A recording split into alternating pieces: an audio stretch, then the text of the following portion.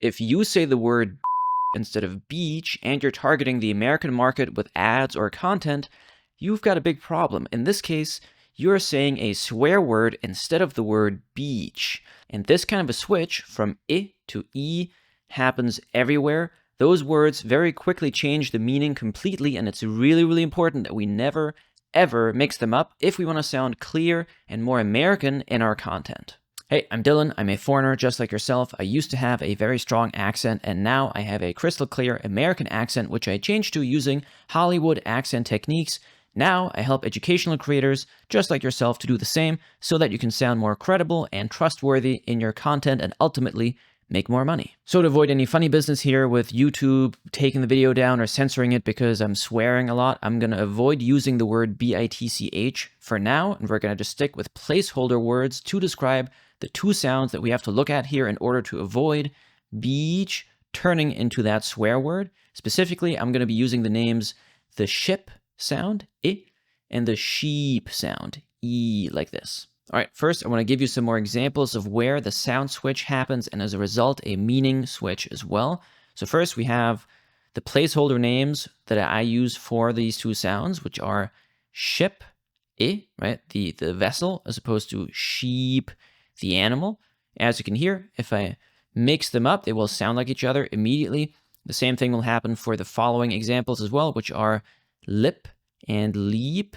Then we have rip and reap, fit, feet, hip, heap, bin, and bean. And we could keep going. There are a lot more examples, of course.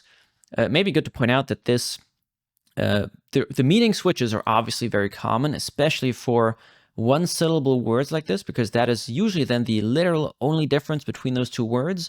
But there are actually some more words where if I do mix things up, it will again result in me saying a very bad word. So right, not just BITCH from the beginning, where I would be getting B, and then ch after. Again, trying to skirt around the algorithm here a little bit. But another bad word, which probably is even worse than the one we're discussing here. I have a client right now where we had to work on making sure that when he says the word speak, that he does not use an I sound in that. Because if I say SPIC, sp, and then, adding a K, that would be a slur. A slur that's used in the United States, of course, very unjustly against Hispanics. So we really don't want to mix those two up either, right? If if I'm speaking about something, I really do not want to say that I'm SPIC doing something, right? Which would make most Americans would make them think about, again, that slur or that swear word, right? Another example of this could be peace, like maybe I have a piece of paper, or maybe I'm thinking about world peace, let's say. If I make that short, it'll turn into PISS, piss, right? So that one probably, it's not a totally bad word, but probably something that YouTube will not censor the video over, whereas on, again, the slurs, definitely got to play it safe on that one. But definitely, again, here, do not want to mix those up. It will, at the very least, make somebody smirk and kind of think we're kind of funny the way we speak. So we definitely do not want to mix those two up. So how do we say a proper E, sheep sound versus a proper I, ship sound? I would say the main thing that I like to talk about here to get my clients to be able to say this really well is what I call compression. So the E is a very compressed sound is what I call it. My mouth is not very open. My lips aren't that far apart. Specifically, my lips are wide for both sounds, but then again, they're not as open in this case. For E, my tongue is raised higher, specifically the front of my tongue, and the quality of the sound that I'm looking for is that I'm slowly pressing the sound out, which should result in E like this. Whereas if it's the I, ship sound, the quality of the sound is very different. So for one, we are a little more open. We are not compressing the sound, which, right, compressing meaning we're literally giving the sound more space for it to come out. So I'm raising my tongue a little less. Again, my jaw is a little bit more open. So instead of getting E, I'm going to get I, like this. So again, right, tongue less high, mouth a little more open. And in terms of the quality, again, it's uncompressed. That's kind of the main thing I like to talk about here. But in addition to that, contrasting it to the slowly pressing it out would be that I'm shooting it out really fast. So it would be I, like this. So I'm getting I versus E like this, which means even if I make them both the same length, they should sound different. And that's really, really important because typically the first thing people notice is that I is short and E is long, which is not even true every single time. The E can be short sometimes. So even if I make them both long, they should still sound different. So to demonstrate, right, if I make them both long, I will go with a ship sound first and then a sheep sound. I, E. So you can hear it, or hopefully you can hear that they sound different. So the main thing that you're looking for here again is that difference in compression. How much space am I giving the sound to come out? If it's E, it's very little space. I'm not that open, tongue is raised really high, slowly pressing that sound out, as opposed to for I, I'm kind of shooting the sound out really, really fast. And again, I'm giving it more space, so my tongue is not as high and my mouth is a little more open. E, I, E, I, like this. And the better you get at this, you don't have to overdo the lip position as much. That's kind of in the beginning can be really good to commit to, but realistically, once you're really good at it, you can just go E, I, and there won't be that big of a kind of wide position here, but that's really the thing with almost any sound we get really good at. The better we get at it, the less we can kind of get away with because we've done so much work to build up the skill. If you try to get to that though from the very beginning, most likely you will just get too little. Maybe you'll end up with more of a schwa sound, let's say, like an like this, which is very close, but it's not quite the right sound.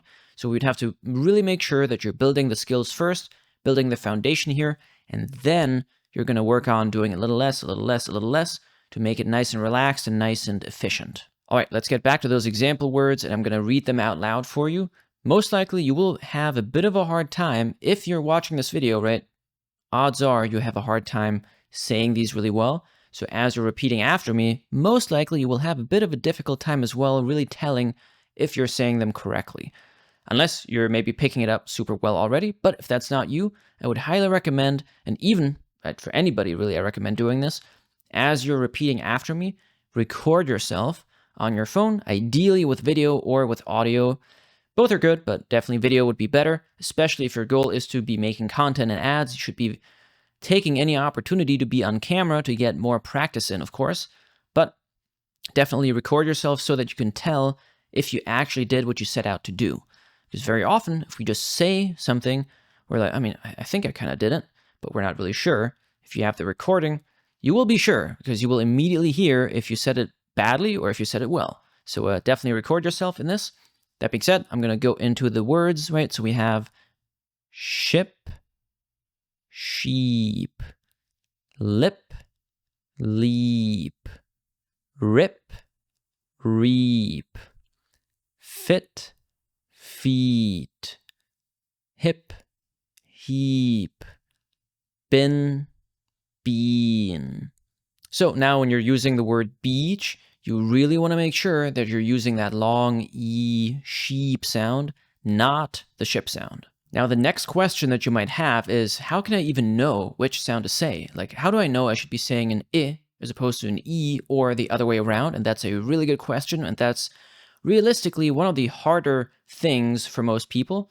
Some people really struggle with just saying the sounds, but once I can say the sounds, realistically, the bigger struggle is going to be being able to identify exactly where to say the sounds and being able to just do it without thinking about it. So let's talk about the patterns of where exactly I should be looking at even saying an I or an E in the first place. For a ship sound, I have 4 options in terms of spellings. It could be an I letter, an E letter, an A letter, or a UI spelling as well. Those could all be ship sounds. For example, right, for an I letter, it could be fill, mill, kick, tip, rip, sip, etc. It could be an E letter again, or it could be exact, example, exist, like the beginning I here. It could be prefer, prevent, decline, detain. It could be an A letter as well, as in leverage, estimate, the noun specifically, advocate, again the noun as well, immediate, delegate, etc. Then UI, definitely one of the lesser less common spellings here, but technically could be a ship sound as well, as in guilt, build, and penguin, for example. On the flip side, for the sheep E sound, we have a few more options. It could be a double E letter spelling, as in feel, kneel, steep, knee, glee, for example. It could be an EA spelling as well, as in heal, see, deal. It could be an IE spelling as well, as in grief, fiend, chief, for example. It could be an E letter spelling as well, as in evil, he, she. Probably those are the most common words in here that we might encounter. He, she, we use those all the time. Could be an EI spelling as well, as in deceive or conceive. And it can be an I letter as well, as in police, magazine, for example. But a really good thing to note here is that the place where these mistakes happen the most commonly is around I letters, because you could hear, right, that an I letter can be an option for both a ship sound and a sheep sound. So if I'm trying to make a choice just between those two, between I and E, and it's spelled with an I letter, statistically speaking, it's much more likely to be a ship sound.